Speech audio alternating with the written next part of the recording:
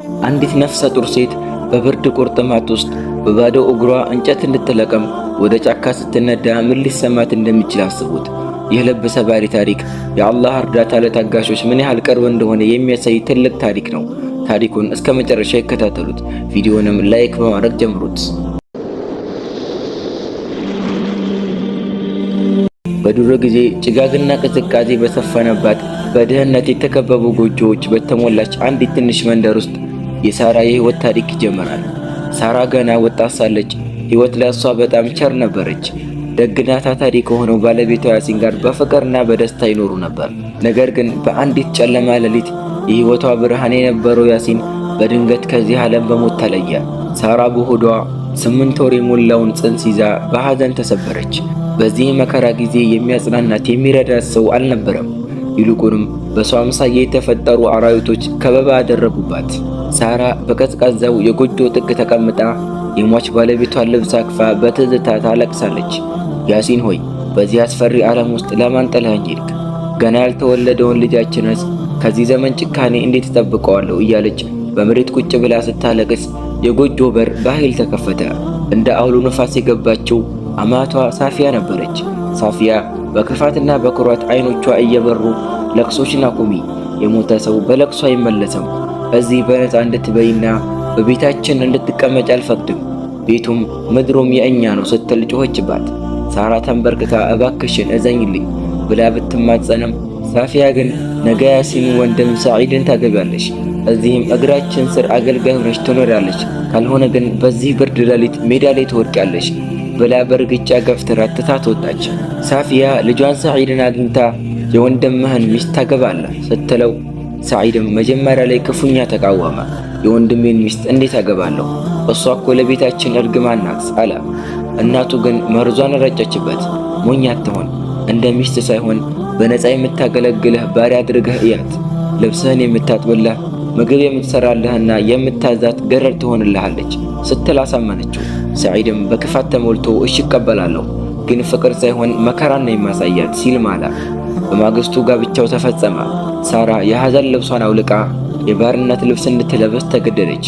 ሰዒድ ወደ ክፍሏ ገብቶ ደስታ እንዳታስቢ፣ አንቺን ያገባሁት ቅስምሽን ለመስበር ነው አላት። ከዚህ ቀን ጀምሮ የሳራ ህይወት ከባድ ሆነ።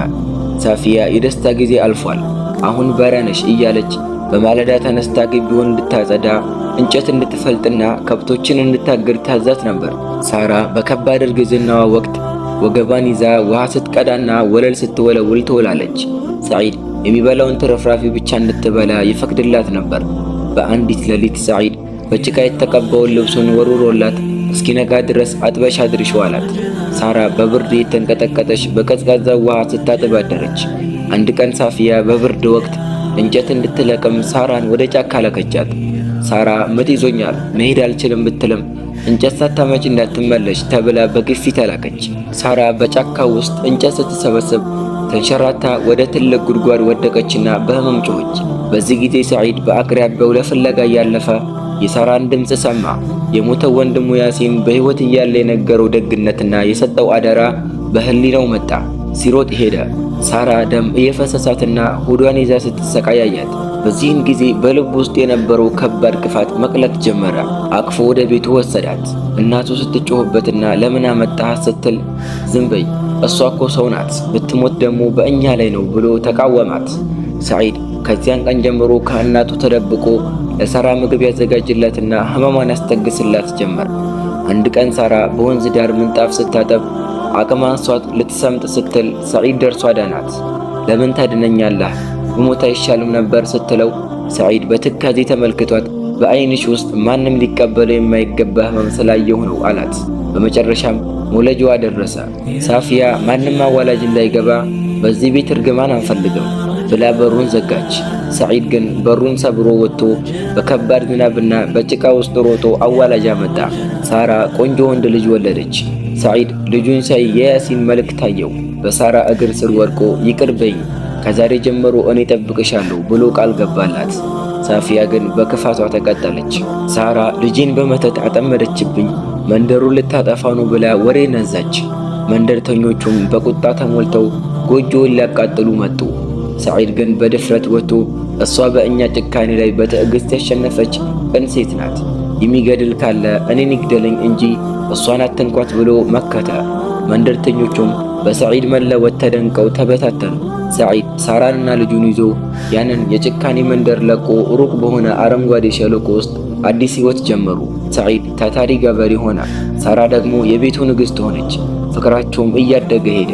ከዓመታት በኋላ ግን ሳፊያ ብቻዋን ቀርታ አብዳና ታማ የሚረዳት አጥታ በሰው እጅ እንደወደቀች ሰሙ። መንደርተኞቹ እንደሚሉት ከሆነ ሳፊያ በሰራችው ግፍ ተጸጽታ የልጇንና የሳራን ስም እየጠራች ትጮህ ነበር።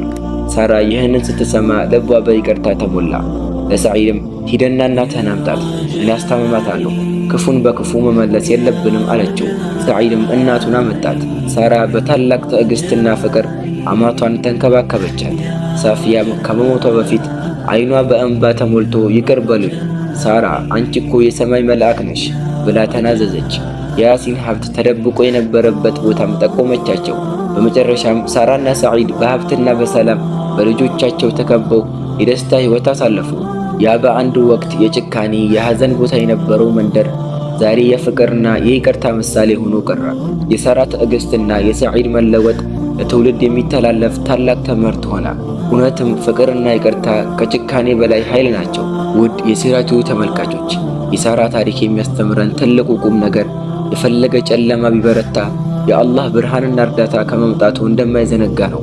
ሳራ በደረሰባት ግፍ ሁሉ ላይ ሶብር በማድረጓ አላህ ክፉ የነበረውን ሰዒድ ወደ ደግነት ቀይሮላት በሰላም እንድትኖር አደረጋት።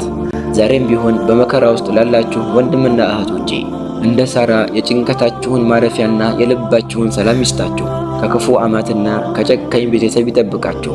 ይህ ታሪክ አስተማሪ ሆኖ ካገኛችሁት ለሌሎች እንዲደርስ ሼር፣ ላይክ እንዲሁም ሰብስክራይብ አድርጉት። በቀጣይ ደግሞ በሌላ አስተማሪ ታሪክ እስከምንገናኝ በያላችሁበት የአላህ ሰላም፣ እዝነት፣ ጥበቃ ይለያችሁ። የዚህንም የረመዳን ወር ጾሙን ጾመው ሶላቱን ሰግደው ቁርአኑን ቀርተው አጅሩን ከሚያገኙት ያድርገን። ወሰላሙ አለይኩም ወራህመቱላሂ ወበረካቱ።